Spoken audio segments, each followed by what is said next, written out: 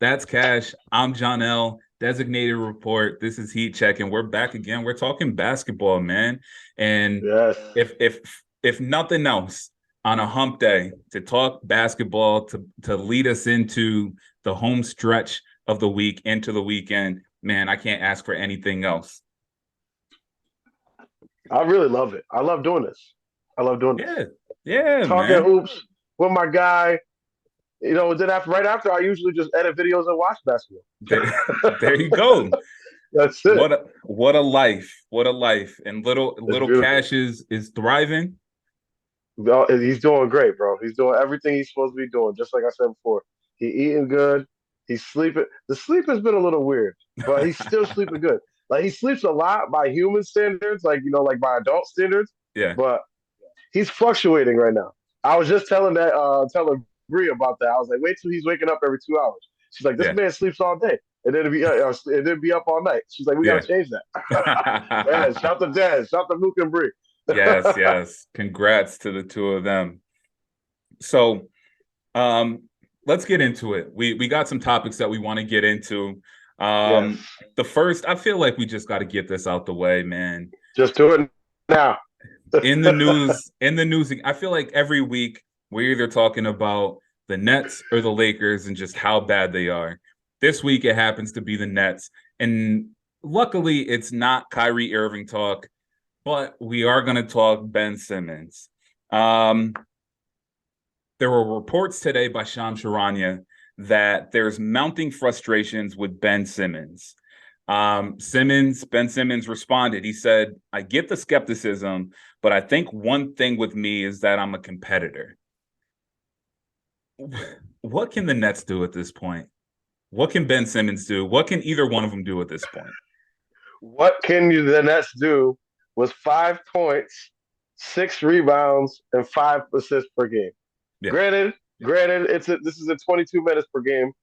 26 minutes on the season, 22 minutes the last 6 games because Jock Vaughn cut his minutes back a little bit. Yep. But I mean, what they can do is they got to start moving some things around. They got guys who can shoot, but like you just got to surround him with shooters. That's the only way I think because he's not a willing scorer. He is not Yes. going to go and get his own basket. That 5 points, it would make sense, but he's gotta be averaging 12, 13 assists. I agree. And I think he has to have the ball in his hand a lot more and just facilitate everything. And then when games are close down the stretch, you go to Kevin or Kyrie and you close them out. That is So what they have to do. so that's the thing. I get where you're coming from and I get what you're saying. But Ben Simmons hasn't been that player in a while, quite frankly. Even defensively, he's not playing the way that we are Yeah. accustomed to see him playing. And You've then been eating him on defense. yeah, and then offensively, yes, I mean he used to score, right? But even if he wasn't scoring, he was rebounding, he was distributing, and even that's not happening. I honestly think, and I hate to say it, I honestly think he's borderline. I don't want to say he's done. I feel like he's very close to being done. You Yeah, remember, me too. I know that you do remember Chuck Knobloch played for the Yes. Yankees, played second base. Yes. And there was a stretch where he could not Just couldn't do it. make a throw from second base to first base. And it's all mental. You know what I'm All saying? of it. And again, It's the yips. yeah, exactly. I'm It's the not a yips. psychologist or anything like that, but it seems like it's something between the ears with Ben Simmons where just for Absolutely. whatever reason, it's not even that he's incapable of scoring.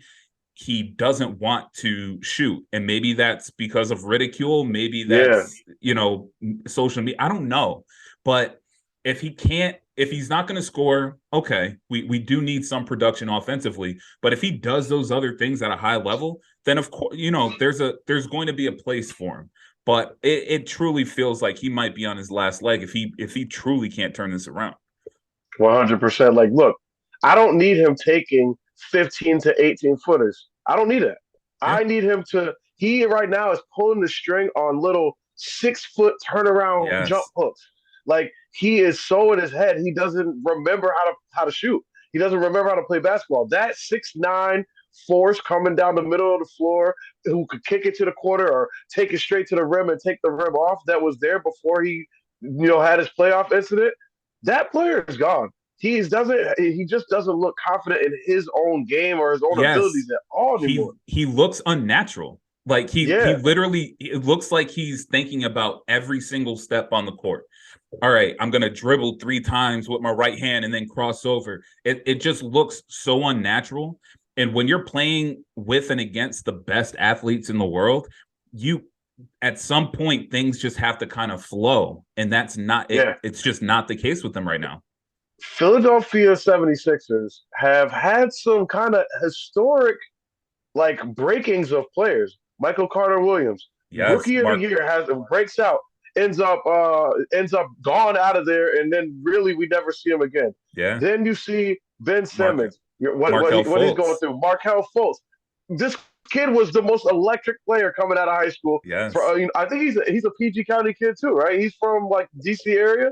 I I want to say. believe so. I think he's from like DC or Baltimore area or something like that. Went out to Washington. They weren't a great team, but he averaged like 20 points a game in He was college, great in which is college. very difficult to do. He was a very natural, pure, fluid shooter. I mean, I don't know what happened to him. And then, like you said, now you're looking at Ben Simmons, like they just breaking players over there. I don't know what that is, if it's the situation or what it is, but he then has to start. He has to work himself inside out. I think that once he I starts totally making agree. little layups, use the backboard, bro. Like it doesn't matter how it looks. You just need to see the ball go in the basket at this point. He's trying to swish everything. He's trying to do it and be cool. Forget that. Put the ball in the basket. Put your nose down and go straight attack the rim. But and then work on free throws is what I was saying. Master the free throw. If he can't shoot, if you're afraid to go out there and shoot jumpers in the flow of the offense, then he's big enough to go to the hole and take contact and get to the line and knock Yeah. down free throws. That'll give him 10 points a game right there. Yeah. So, that is what I think he should do. I always suggest that to any basketball players who have any type of ability attacking the rim. If you are in a slump, get as close to the basket as you can. Get to the basket and then get to the free throw line. And then you just see the ball go through a couple times with nobody moving. The ball is the play is dead, and then you just get a couple easy shots, and it gets you in the flow of the game. It gets things going. Yeah. So let me ask you this. I know Kyrie hasn't played, I think 6 games at this point. 8, 8 games. it'll be 8 the next game. Yeah. Okay. So Last night was 7. my question is, Ben Simmons, he's been the primary ball handler when he's in the game, which, whatever. But Kyrie is a ball. I mean, he can play off the ball, but he's a ball dominant point guard. So if that's the case, what's the role for Ben Simmons? Where does he play in that offense? That's what I'm saying. It's like Kyrie's not going to be the one to make the sacrifice. We know that, right? He's not. Yeah. I think what he brings, what he brings. You have to just let him bring it, and that is what he gives you shot creation. He gives you that guy who can get you a bucket at tough times when your offense needs a bucket. Yep. Yes, but I think that a coach could set up an offensive scheme that is focused and geared around, especially off misses and then transition. Find Ben, he's a big guy, get him the ball, we get out and go, and that is how you make him useful. You get him going down the middle of that floor and making decisions, for your guys. Whether it's to I drop a like bounce that. pass to another guy on either side, kick it out to a corner guy for an open three, or just pull it out and get us into an offense with Kyrie, or get us into a set, or a 2-man game or something with Kyrie and Yeah. KD. Anything, they have to find. He can play more off the ball, but he has to be willing to shoot. You can't, because if you're playing off the ball and you're not willing to shoot, what's going to happen is you're basically bringing a double to the person that you're screening Exactly. with, or you know what I mean. It's a double Exactly. team. You're setting them up. It'll bring a trap. No one's going to respect you on offense. So he's got to be willing to shoot. It doesn't matter if you even make them. Dudes go 2 for 10 every night. You look across box scores all over the league. Dudes go 2 for 10 all the time, but they shoot them. You got to shoot them. Yeah. Yeah.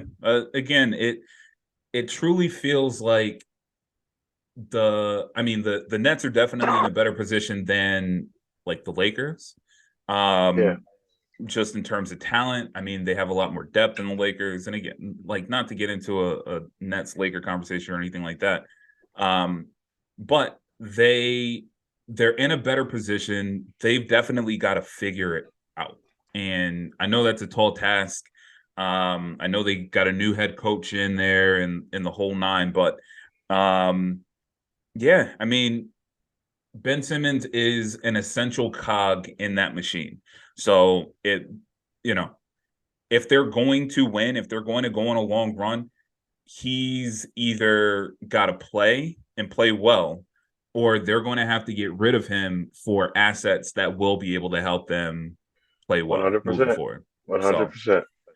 we'll see what happens. It's Again, tough because they're tied up in them financially now. That's the yes, biggest issue. You really want to get something, yeah, something out of him. If they get something out of him, Kevin Durant doing what Kevin Durant does, these role players stepping it up just a tiny bit. KD thinks they stink, but I think that if they're in their proper roles, then they'll be all right. They yep, found something in this Sumter kid.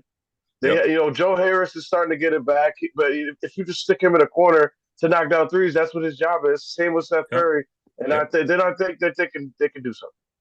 Yeah, we'll see. We'll see. I mean, right now, I think they are, and you might have the standings pulled up in front of you, but I think they're just on the outside looking in for those play-in spots. So again, they're within striking distance. There's a lot of season left, but the Ben Simmons saga continues. So we'll see how they remedy that situation moving forward. Yep, it's gonna be interesting. Another lefty, Isaiah Thomas. He was all over Twitter the last couple of days, and I couldn't figure out why. And then I started seeing some clips. He was on the Ball Don't Stop podcast earlier in the week, or dropped earlier this week. Did you get a chance to take a look at that, or did you see any of the I clips? listened to a couple clips. I saw a couple clips. I even retweeted one and with the tweet that said he too old to be acting this way. Okay, so I'm glad that was your response, because I want to get into a few of the things that he was talking about. So first, he was asked about why he's not currently on a team. We know in the last couple of years he got 10-day contracts. He played with the Lakers. He played with the Hornets. Played well, honestly. Yeah, Ultimately got cut, and he's currently still working out. Isaiah Thomas said, I can make a team better whether I'm playing or not. And for whatever reason, that's not being heard. Additionally, he went on to say, it's intimidating for GMs because of who I am and what I bring, my aura, the love I get from fans. He said that's unwanted pressure on the GMs to play somebody that they signed to be the last guy on the bench. That's part of the reason why I'm not on a team. What do we think about those comments from Isaiah Thomas? who he is or who he was for that 1 year. And yeah, yes, Yeah, he valid, plays valid question. well when he goes there. He goes well, but besides that, he faced the injuries. It's unfortunate. I'm not holding that against him. But besides that 1 year in Boston, he's been a pro-am celebrity, and that's it. So Yeah, I'm not your contribution to the league. Yes, you've come in, you've had some good games. I'm sure he can contribute to a team, but there will be no pressure from any GM to play him. No fans are going to be like, "Oh my God, put Isaiah Thomas in." If yeah, he is the last man on the bench, no one is going yeah, to. That ship has sailed. yeah. That ship I'm has sailed. I'm with you. And I didn't tweet about it, but your response is very much in line with what I thought as I was listening to this interview. It didn't come off as petty. Petty's not the right word, but it just sounded like it felt like this position of like he was playing the victim. Like, oh, Right. nobody wants to give me a chance. I've been working out, I've been doing this, I feel more healthier than ever, and yada yada yada. Nobody wants to give me a chance. And it's just like, bro, like, I get what you're saying. Like you said, the injuries, unfortunate. Injuries Yes. happen, Um, but he's also, 5'6" or 5'9" or whatever he is. You know what I'm Yeah. saying? And like Yeah. at like, yes, a solid player Five for in his nine, a area, but defensive liability. Maybe one of the historically bad defensive players that we've ever seen in the history of the league. Never, I won't even stretch the umbrella that wide. I'll say in the last since the turn of the century in 2000, he is a bottom. He's a 99th percentile defensive player. he would argue otherwise. But Yeah. yeah, I mean, it was a little cringeworthy to listen to, just because it's like you're 33 years old.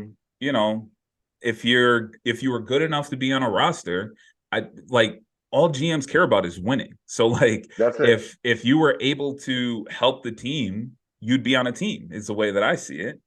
And the biggest thing right now is that you brought up his height, and I mean there's small guys who are out here doing their thing, right? The Yeah. Trey is not that big. Jalen Brunson is not that big. He makes Yeah. his way happen. Fred VanVleet. There's plenty of guys out here, all younger than Isaiah Thomas, by the way. And the big thing is like look at the players that they are checking for. The players that the scouts go all over the world to find. Long, lengthy, Athletic. wide wingspan, Yeah. athletic, can play both ways. They want two-way guys with wing potential. That is Yep. the most important thing. They want Andrew Wiggins clones. That's what they want. Yep. That's what they want. Because you're not going to find Jason Tatum in every draft. So they want Andrew Wiggins clones because that will make your team better. If you can give me just a bunch of those, I'll be all right. Yeah. And Isaiah Thomas is not that. I'm with you. I'm with you. One point that they did mention in the podcast that I really thought was interesting, and I want to get your thoughts on it. His peers at that time when he was in Boston, when he had that run, his peers were Steph Curry, Dame, Russ, Kemba, Kyrie, and all of those players have had pretty significant injuries.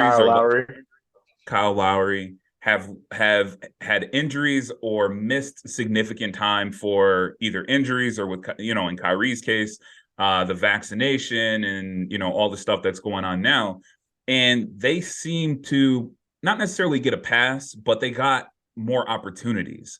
Is that fair? And do we attribute just the size, Isaiah Thomas's size, to why he doesn't continue to get the same opportunities that these guys did? Or is it just his play? Are those his peers though? At that time, okay. the best point guards in the league.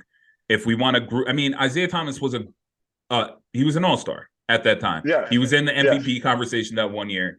So at that time, those were kind of his peers, the best point guards in the league. You could throw Chris Paul in there, maybe the best, top 10 point guards. He was right in the mix. So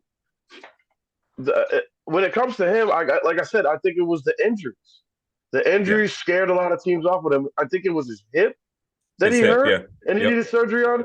Range of motion, his speed was down, his ability to raise off the ground, and he's already a small guy in a very, very physical league. Front offices are going to be scared of that. Like, if you're small, you have to have like a ridiculous skill. Yes. Like Ja Morant is small, but he flies over 7-footers. You know what I'm saying? Yep. Trae Young is small, but he knocks down 40-footers at a clip that no other player besides Steph Curry, who is also small, can do. Fred VanVleet, like I mentioned before, gritty defender. Despite his height, he can defend anybody at that position. Russell Westbrook, ridiculous athleticism, and all the everybody has a skill that they did really well. Kyle Lowry, same thing, defensive end. And he was just a guy who was just a tough guy. I can't say that Isaiah Thomas has like an abundance of any of those things that I just mentioned. Totally. He can make shots. He can fill it up for you. I don't think that right now at this point in his league, even without the injuries, that he'd be like a 25-point per game scorer or anything like that. Steph is averaging 25 points in the game right now. Trae Young is averaging 26 points a game right now. Excuse me, Steph is averaging 31 points a game right now. Trae is averaging 26. Chris Paul, even though his scoring is down, he still is in the top of the point guard every conversation year. because he distributes the ball so well. He's Yes. averaging 10, 11 assists. That Yes. is if Isaiah Thomas, his skill was scoring, and it's going to be hard to score at his size with what he's lost in athleticism and all those other things. It's going to be I agree. difficult. I agree. So while I think that he's probably still good enough to play, I don't think that a team is going to, unless a catastrophic injury happens, I don't think a team is going to say, hey, we just need to fill our roster. Let's bring in the 33-year-old guy who you used to play. Yeah. That ship has sailed. Go play in Australia, get a bag. And he actually did mention talking about playing overseas, and basically he was just like, if I went to play And he overseas, murdered him. well, what he said is that, and no disrespect to overseas or anything, like they play great ball over there the whole nine. He said that if I went and played overseas, my career in the NBA would be over. Like I wouldn't be able True. to then come back. And Yeah. he still has aspirations of being in the NBA. And I mean, I get that too. And I mean, I understand that. It's not like you're going to the G League and then coming back. Like, like yeah, even and that even might even be better. Might maybe. even be a better way for him to. I mean, I don't know. I don't know what the NBA talent evaluators value as better competition. The guys overseas are this thing they're building here in the G League, Yeah. like our home players. Yeah. I don't know. It was an interesting conversation, but definitely it felt like woe is me. No, please listen to me. Listen to what I'm saying. I'm here working out. Somebody take a chance on me. And it was kind of Right. like what you said in your tweet. Just like, why are you acting like? Just like let your Yeah. game talk. You know what I'm saying? Like enough That's people it. where you can get in front of a GM, or you can put a word in and have somebody look at your tape or whatever. And he got the 10 days and they didn't work out. So Yeah. we'll see. Don't I be out mean, here begging. yeah, the best Don't of be luck out to here Isaiah begging. Thomas, man. It's for real. Like I said, I'm not trying to like bash him or anything like that. I like him as a player. I just think if we're being honest and having an honest conversation about what his chances are of having a career resurgence at this point, I just don't see it. We're not seeing Yeah, it. The me league's either. getting younger, bro. It's getting Yes. younger. They're now letting 18-year-olds in again. Yep. So you know what I mean? The league's Yep. getting younger. It's not getting older. So for every year, they're gonna spend a second round draft pick and take a chance on some kid from Arkansas or whatever, or something like that, or a small school, and that's the kid that they're going to give a shot at their 15th spot, not Isaiah Thomas. Again, to your point, and we could wrap this up. GMs are much more likely to take a 6'8" athletic wing who, streaky shooter, can finish at the Yeah, rim over at 24 years old, over a 33-year-old 5'9" point guard who had hip surgery a few years ago. And yeah, hip you know what I'm surgery. saying? It's Yeah, but again, we're laying it all out. He has to see that. He has to be honest with himself. That's the reality of it. best of luck to that man. I just don't see For it real. happening. Me too. We got a new segment over here at Heat Check. I really Yeah. like this one, Cash. We talked about it a little bit earlier today. Trick or trust. Yes. Basically, we're gonna go through a handful of teams and just talk about if we trust them now through the end of the season. Do we think they're playoff contenders? Do we think they are championship contenders? Or are they tricksters? And really, this applies more to the middle of the pack. Yes. The Boston's, let me take that back. It applies Yeah. to the middle of the pack, and it applies to teams that are surprisingly good, like performing above expectation. So, like the Right. Bucks, Boston, teams like that, we kind of figured they were going to be good. But Right. we get into a team like Portland, who started out hot, continues to win. They are 10-4 currently. Are First they in the West. first in the West? Do we trust them? Trick or trust? All right. So look, I don't trust him. I just Okay. got a feeling that things are the league is really really like competitive right now. Just looking at the Yes. standings and the like, I remember I said this too. I said this year might be the most competitive year that the You NBA did. has had in the league's history. I said this way back in like April Yep. because I see it like, and now looking at everybody's a six and something or a eight and something or a seven and something. There's only four teams in the league that have more than 10 wins Yep. right now. So everybody's kind of sitting in the middle of the pack. When it comes to Portland, you're getting Dame back. His health is obviously a question. Yep. Even though he's been healthy, but you want him to stay healthy. Correct. They have their young guys that they developed, and Jeremy Grant's starting to turn into something. But we know Dame, and we know that he like gives you like all the way. You know what I'm saying? But like he Yep. just doesn't complete the mission, and I don't know Yes. what like Never. I just don't trust them. So like, do I trust that they will probably finish somewhere from 1 to 5 in the West and get into the playoffs and maybe even host a playoff series, have home advantage in the playoff series? Sure, but do I think that they are going to be a championship contender for real, and or even make it out of the second round? I don't. Yeah. That's not a team that consider that makes it beyond. I don't think that even the way Luka is playing right now, I don't even know if they beat Dallas in a 7 game series. I don't. And Dallas, I agree with that. you know what I'm saying? Yeah. Dallas is 8-5, but Yeah. the way I don't think they're because Dame is not a guy like he can go toe to toe with somebody, but I don't think that he's a guy who can take on the likes of the Lukas or even the Jokic's right now. Like any of those big timers in the West, I don't think they can beat Phoenix. I don't think they can beat Memphis. Yep. You know what I'm saying? Even though they'll probably have a winning record against them during the regular season. Like I said, they'll finish somewhere from 1 to 5.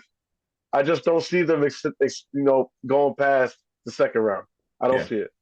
So I'm Tricking with me, you. tricksters. You know we don't I like tricksters at DR. I agree. I think they're tricksters.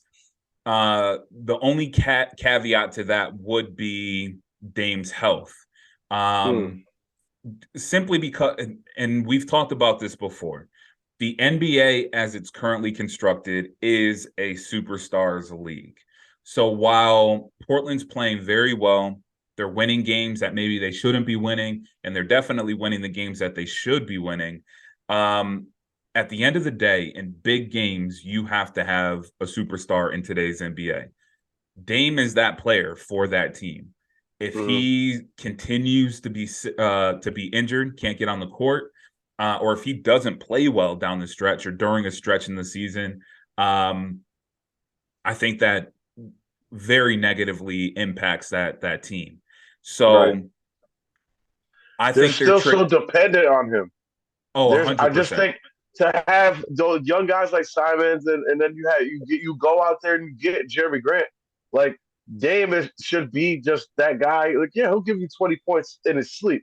But you cannot be relying on him to score 30 points a game, take you through a whole fourth quarter, bring you back from being down, surviving these, terrible stretches of basketball and Yep. holding your team's head above water. That is what's going to get him injured. That is what's going to, I could see that too. not have him there for you at the end of the season when you really need him. I'm with you. So we think Portland, we both think Portland is tricking us right now. Let's jump to the Eastern Conference. What about Miami? 7-7 currently in the East. Mm. So Miami had a nice win the other day. Down there was right. They beat Phoenix, right? That was a crazy game. I think they won that game. Yep. Yeah, so they had a nice win at home against Phoenix. They're they're playing inconsistent right now, but again, like I said before, everybody's kind of going through some ebbs and flows, some ups and downs.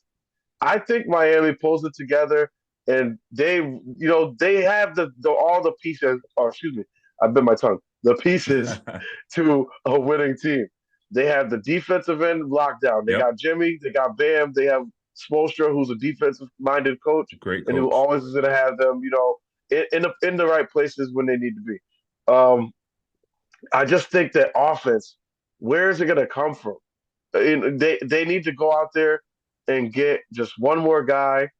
I don't mean to bring him into the show every time, but I did read a report about this.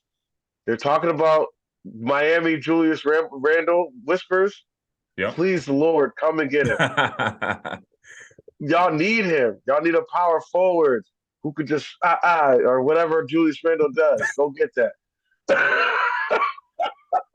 Yo, yeah, Yeah. They need so scoring. so Yeah, I trust trick him. or I trust, trust him. trust. Okay. I trust him. Um, Still a piece away though. Still a piece away. Yeah, this was really tough for me to call simply because we've seen how good they can be. We saw them in the finals just a few years ago. And that team is, for the most part, still very much together. I don't know, man. I think as it's currently constructed, I think I'm gonna say I trust them. More off the strength of Coach Spo more than anything. I truly think he's a top 3 head coach in the NBA. And I just have faith in him that he will figure it out. Again, the team isn't playing bad. They're at 500 right now. Yeah. They can make some changes. They can get on a run. They can get hot, all puns intended. So I'm going to trust them. I'm going to say that I don't know if they're championship contenders, but I do trust that they will get back into it. They will be in the playoffs and be a tough out. I agree. I think there'll be a top seed up there with Boston and Milwaukee. They'll be like, 1, 2, 3, 4. I think because I think during the regular season they're a hard team to play. They're really so competitive. Like Jimmy is a competitor. He's not letting them guys take one night off.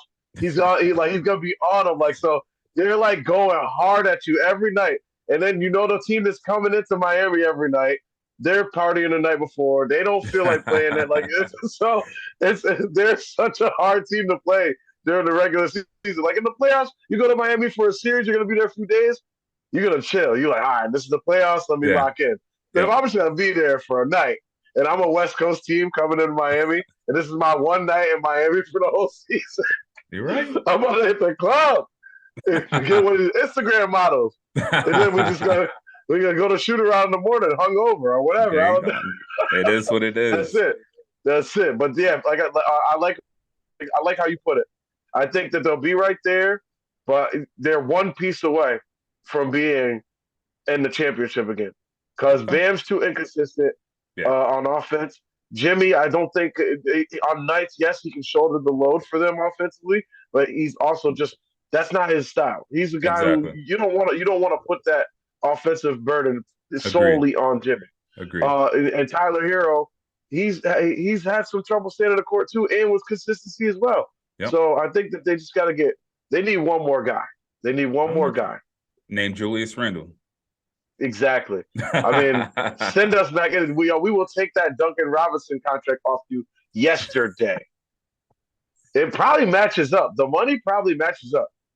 I don't even know. I got to look at it. I'll get back to you guys next week about that. All right. But we need to talk. Pat Riley, you owe us. You owe us. You left us, and you owe us. I've got one more team for you. Trick or trust. We're gonna have to kind of taper our expectations on this team, but the Sacramento Kings, 7-6. So I don't think we're talking championship with them, but right now they're right in the mix. Again, very early in the season, but right in the mix to be in the playoffs. Right. Do we think at this point in the season, trick or trust, will the Sacramento Kings be in the playoffs? I'm trusting it. And I say that emphatically, not because of the 153 points that they put on Brooklyn. Not saying it for that. I'm saying it because I love the backcourt of Malik Monk and De'Aaron Fox. That reunion has charged that team. Yes. Domantas Sabonis is a force down low. He is a strong, grown man, great footwork, can shoot the mid-range. He's a real force down there. He's playing great basketball. Harrison Barnes, championship experience. Mike Brown, a professional basketball, a professional NBA coach. The Yes, yes, yes, Sacramento, get ready because the drought is over, baby. Y'all getting in via the plan. Via the plan. yes. They're gonna get Sacramento. They'll get in at like 7 or 8. They'll have to play that one game, that 7-8 game, to get into the playoff field. They're Yep. gonna win it. They're gonna win it. Okay. I'm telling you right now, Sacramento, the whole city, get ready because the playoff drought is over. You're back. You're back. Yes. I'm only passionate like this. I'm passionate like this because I know, as a Knicks fan, I know what it's like to just keep watching every year and they don't make it. And then you think you got one, and then you don't. And you keep cycling through coaches, players.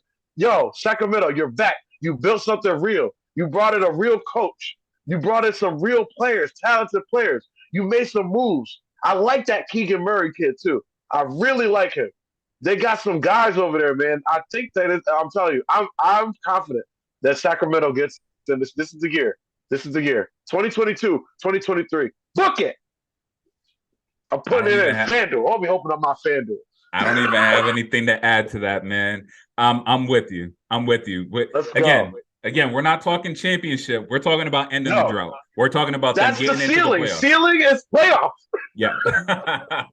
They're going to smash through that ceiling this year. Let's get it. Let's go. All right, man. So I like that segment. Thank you for proposing that, Cash. We'll do that periodically. I knew you would like that one. Yeah, because we're gonna have to again, the landscape of the NBA changes from week to week, month to month. So I figured 15 games was a good time. I figured 15 games was like a good time. Everybody's at like 14, 15, 16 games in right now. So I was like, this is a good time to kind of assess. We're like, we're enough into 82 game season to say, all right, well, here we are. We talked about Utah last week. That's what got me thinking about it. And then they're on a 3-game digger right now. Exactly. So it's so it was like they were Utah is Utah. And now they're in a 3-game digger. So we're gonna see what happens. We're gonna see what happens with them. Yes, sir. We only got about a minute left. Are there any games upcoming in the next week before we talk again that you're interested in? Oh, you better believe it. You better believe it. Tuesday, November 22nd, the Brooklyn Nets go to Philadelphia. Yeah. Yes. That's the game right there. You gotta watch. Book it. You gotta watch. Book it. That's on TNT, folks. That's on TNT. That's gonna be a 7:30. Turner, you don't even have to cut me a check for giving you this free promotion. Listen, Ben Simmons, will he play? Will he have a mysterious injury? Will he not even show up to the arena? Will he stay in Brooklyn and not even make the trip 3 hours to Philadelphia? The saga continues. All that is never end. On the next episode of Heat Check. Yo, again, that's Cash Walking, $CA. Shout to Cash. Shout to Baby Cash. I'm Johnell. Yes. This is Heat Check powered by Designated Report. We will see you guys next week. Holla. Enjoy the games, y'all. Yes, yes.